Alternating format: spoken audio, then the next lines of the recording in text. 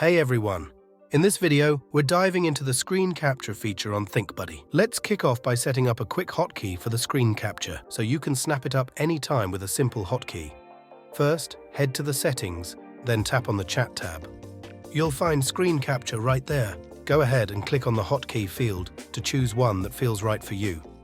For example, let's go with Option plus H. And just like that, it's all set.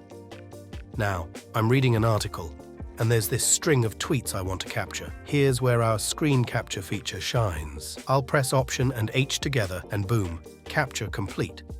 Next thing you know, ThinkBuddy pops up. I type summarize and upload the screenshot. And there you have it, a neat summary in no time. Remember, ThinkBuddy doesn't just recognize text, it understands context and content visually. So, why wait? Join the ThinkBuddy family now. Make your workday smoother and more enjoyable.